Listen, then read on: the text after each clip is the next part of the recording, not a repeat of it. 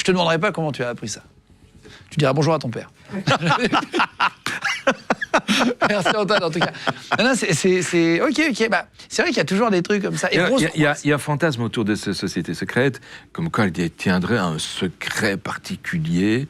Et ceux qui aiment l'ésotérisme, qui sont prêts à croire à des couillonnades comme celle-là, forcément vont être attirés soit par la franc-maçonnerie, soit par le Rosicrucien, soit par d'autres tendances sociétés secrètes encore, quoi. Excusez-moi, je note, je dis ce que je fais avec mon téléphone, je note franc-maçon, voilà.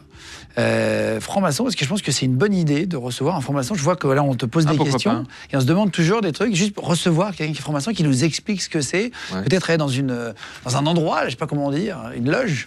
Oui, une loge. Où ils sont, et pour nous expliquer de l'intérieur. Je pense que c'est des sujets, on n'a pas tous les jours l'occasion de parler avec quelqu'un qui est franc-maçon, on le sait pas, et donc ça peut être intéressant d'expliquer ce qu'ils font. Et donc Rose-Croix, pour revenir à notre histoire du Temple solaire, c'est un peu le même genre de société secrète. Oui, c'est une société secrète. Qui ne sont pas des tueurs, du coup. C'est quelque chose de... À Bruxelles, en plus, si un jour tu vas à Bruxelles, tu verras, il y a la galerie du roi et la galerie de la reine, et leur entrée se trouve là, donc on sait où ils sont. On sait où ils sont, ça ne dérange personne, ils font de mal à personne. Ici, le gars, c'est un cinglé qui rentre à l'intérieur de ce groupe qui n'est pas constitué de gens cinglés, et qui essaie de trouver, de percer le grand secret du monde, quoi. Voilà. C'est le fantasme absolu, quoi. Ces gens sont capables de croire au Graal, à la quête du Graal et à tout ce genre de couillonnade.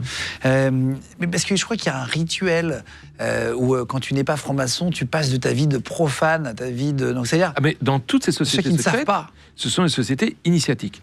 Donc il y a une initiation. Le mot initium en latin, ça veut dire le début. Donc il y a un moment où tu es initié, ça veut dire où tu entres, c'est le début de ton entrée, soit dans loge franc-maçonnique, soit dans le temple des Rosicruciens.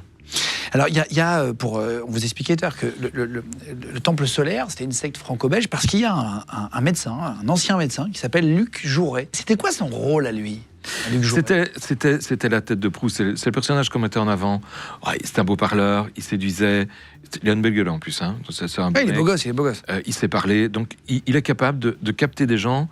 Il donne confiance, ça c'est un grand truc chez les gourous, c'est toujours donner confiance, et puis il les attire au sein de sa société. C'est pas mal. C'était la figure publicitaire. Ouais.